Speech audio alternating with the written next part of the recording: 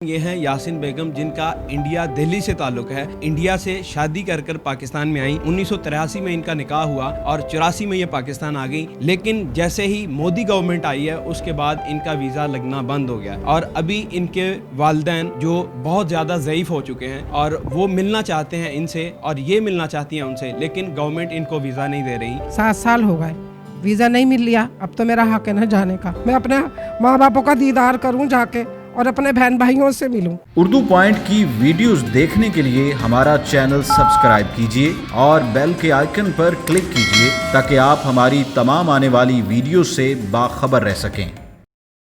अस्सलाम वालेकुम, उर्दू पॉइंट के साथ मैं हूं अब्दुल्ला खान। नाज़रीन, ये हैं यासिन बेगम, जिनका इंडिया दिल्ली से ताल्लुक़ है और ये उनके बड़े साहबजादे मोहम्मद हफीज़ हैं। बेसिकली ये इंडिया से शादी कर पाकिस्तान में आई। 1983 में इनका निकाह हुआ और 84 में ये पाकिस्तान आ गई। काफ़ी दफ़ा ये पाकिस्तान और इंडिया में आती जाती रही क्योंकि इनके आधे से ज़्यादा रिश्तेदार इंडिया में हैं।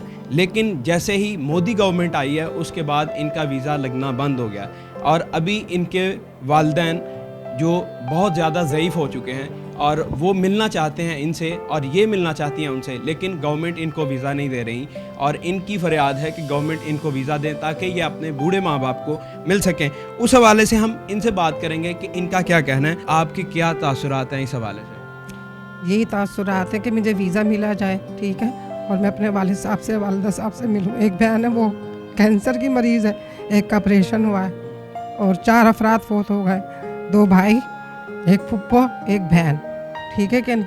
और उसके बाद यही सिलसिला 1 साल से चलता हुआ आ रहा, ठीक है ना। तो 2013 से लेके अब तक 7 साल हो गए, वीज़ा नहीं मिल लिया। अब तो मेरा हक है ना जाने का। तो वहाँ की हुकूमत क्या कर रही है हमारे साथ, ना हमें वीज़ा मिले और हम अपने वालिद साहब और वालदा से मिलें जाके। वालदा तो अभी आपकी काफ़ी ज़ईफ़ हो चुकी है। ज़ईफ़ हो गई है, उनको नज़र नहीं आता, बिल्कुल भी, बिल्कुल नज़र नहीं आता। आपसे मिलना चाहती हैं? हाँ जी, बहुत ज़्यादा मिलना चाहती हैं, रोती हैं फ़ोन पे, बात नहीं होती। और जब से ये शोहर मेरे फोत हुए हैं तो जब से एक मिनट भी मेरे लिए 1 साल के बराबर जा रिया, मेरा बिल्कुल भी दिल नहीं लग रहा यहाँ पे ना। परेशान कुन बात एक ये है कि तस्वीरें लेकर वहाँ की ये अपने साथ बैठी रहती हैं और रोती रहती हैं इस मामलात में भी। अच्छा, मुझे बताएं कि आखिरी दफ़ा आप कब गई हैं? 2013 में। सही। उसके बाद एक दफ़ा भी नहीं आप जाती? नहीं जा सके। 84 में आपकी जब शादी हुई तो उसके बाद आप पाकिस्तान आई, तो जो आपके ससुर थे वो आपके क्या लगते थे? ताया लगते थे, ताया लगते थे, सके रिश्तेदार थे। सही। तो वो पाकिस्तान कैसे आए? ताजिर थे, इधर ही रह गए, फिर उसके बाद आना जाना लगा रिया, ठीक है। और फिर शादी हो गई, बेटे की शादी कर लाए। आपके भाई भी इधर आए और उसके बाद उन्होंने कंपनी खोलने की कोशिश की ताकि किसी तरीके से आप वहाँ पर जा सकें और आपका राब्ता रह सके उनके साथ, लेकिन फिर अचानक से क्या हुआ? अचानक से यही हुआ कि हालात ख़राब हो गए और वीज़ा नहीं लगा के दिया उन्होंने। इसी उसमें शोहर की भी चाहत थी कि मैं जाऊँ एक दफ़ा और फैमिली को लेके ना, कि चलो भाई कंपनी वगैरह बना के चले गए। तो लेकिन नहीं वीज़ा लगा, कोई अहमियत नहीं दी वीज़े को कि चलो जी ये है हिंदुस्तानी है, ठीक है, यहाँ की हुकूमत है, ये वीज़ा दे इनको जैसे पहले देती थी। लेकिन इस तरह कुछ भी नहीं हुआ, नहीं दिया और इंतकाल हो गया, ये साल हो गया, शोहर को फोत हो गए। अब तो इतनी है कि जुदाई नहीं इतनी महसूस हो रही है कि मैं आपको बयान नहीं कर सकती। एक सिस्टर को जो उनसी है ना, उसका कैंसर है, वो बीमार है बिल्कुल, और अभी 2 महीना भी नहीं हुए, 15 दिन हुए, एक को ऑपरेशन हुआ, ठीक है। तो बस मैं जाना ही चाहती हूँ, मुझे वीज़ा ही मिलना चाहिए। जो हकीकत है वो हकीकत है, सारा आपको प्रूफ दिया है। कितने बहन भाई हैं आप? हम 8 बहन भाई हैं, मेरा ख़ानदान बहुत बड़ा है। आप अकेली इधर हैं? हाँ जी, मैं अकेली इधर हूँ। अल्लाह तो है ना, दुनिया सब साथ छोड़ जाए लेकिन अल्लाह साथ ना छोड़े। 1 साल में परेशानी है और परेशानी देख ली बहुत ज़्यादा, ठीक है, तो अपनों की तो याद आती है ना इंसान को। बाप तो माँ बाप ही होते हैं ना, माँ बाप की मिसाल तो नहीं ना कोई दे सकता। दुनिया की चीज़ मिल जाएगी हर जहाँ, लेकिन माँ बाप जैसी चीज़ नहीं मिलेगी। ये तो वही जानता है कि जिसे कदर होती है अपने माँ बाप को, क्या खोया और क्या पाया। बस मैं परदेश में हूँ, मुझे पता है कि मेरा एक एक कदम किस तरह कट रहा और किस तरह नहीं कट रहा। मैं बयान करके बता रही हूँ आपको ना, बार बार कह रही हूँ मैं कि मुझे वीज़ा मिले और मैं अपने वालिद साहब की और वालदे का दीदार करूँ। फ़ोन तो मुझे 24 घंटे वहाँ पे सब करते हैं, लेकिन मैं नहीं सुन सकती फ़ोन।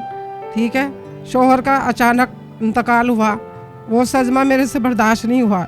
इस फीलिंग को किसी को क्या लगे, जिसके सिर पे जिसके दिल पे बीतती है उसको ही पता चलता है। हक सच की बात है कि मुझे वीज़ा मिला जाए, मैं अपने माँ बापों का दीदार करूँ जाके और अपने बहन भाइयों से मिलूँ। और गुजारिश तो यही है कि मैं वहीं पे रह जाऊँ तो ज़्यादा बेहतर है। जो कुछ मुझे यहाँ नहीं मिला, ठीक है ना, मेरे आंसू बता रहे हैं आपको, और मैं आपको ये हकीकत बता रही हूँ और दिल सच्चे से बता रही हूँ, हर चीज़ हर बात। देखिए, ये मेरी वालदा 83 में इनका निकाह होके 84 में आई हैं पाकिस्तान।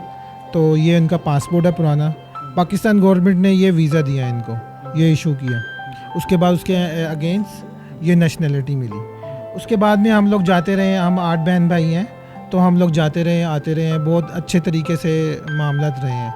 तो ये 7 ईयर से जब मोदी की गवर्नमेंट आई है, इसने मैंने ख़ुद डॉक्यूमेंट फ़ाइल किए हैं 2016 में।